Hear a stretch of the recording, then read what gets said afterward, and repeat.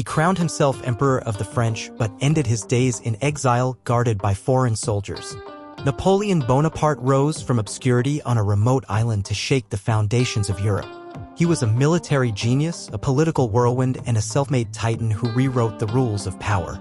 But beneath the glory lay ambition so relentless, it eventually devoured the very empire he built. His story isn't just one of battles and borders. It's a tale of triumph, obsession, betrayal, and the haunting question, what happens when one man dares to grasp everything?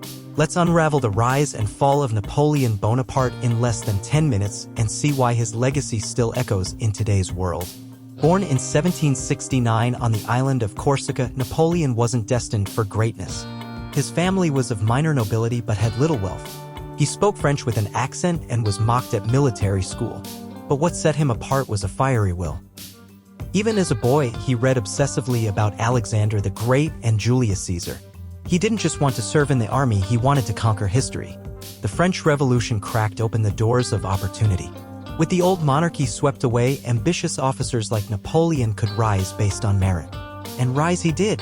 By age 24, he was promoted to brigadier general. At 26, he commanded the French army of Italy. His campaigns were fast, decisive, and dazzling. Soldiers adored him. Enemies feared him. The world began to notice this young man with a steel glare and a mind like a blade. But it wasn't just brute force that powered his ascent. Napoleon understood spectacle. After his victories, he staged grand parades. He published newspapers glorifying his deeds.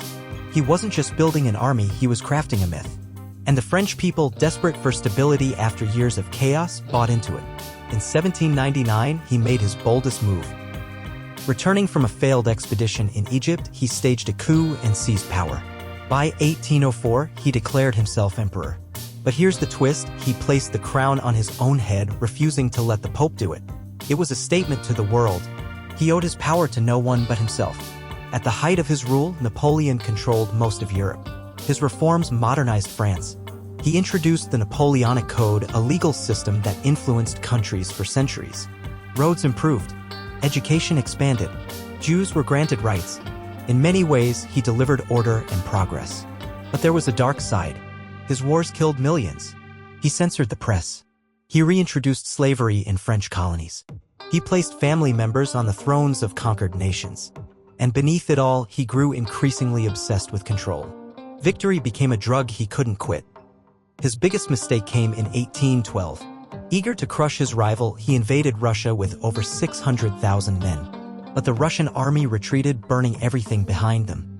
By the time winter hit, starvation and cold ravaged Napoleon's forces. Only a fraction made it home. It was a disaster that shattered his aura of invincibility. One by one, the European powers turned against him. In 1814, he was forced to abdicate and was exiled to the island of Elba. But Napoleon wasn't done. In 1815, he escaped, landed in France, and marched to Paris. Soldiers sent to stop him ended up cheering him. For 100 days, he ruled again. Then came Waterloo. It was his final gamble. A massive battle in Belgium against the British and Prussians. He came close to winning, but fate turned against him. Poor coordination. Rain-soaked fields. A late arrival by the Prussian army. His forces were crushed. Napoleon fled, hoping to sail to America, but was captured and sent to St. Helena, a bleak island in the South Atlantic. There, far from the world he once ruled, he spent his last years dictating his memoirs and walking along the cliffs, staring at the endless sea.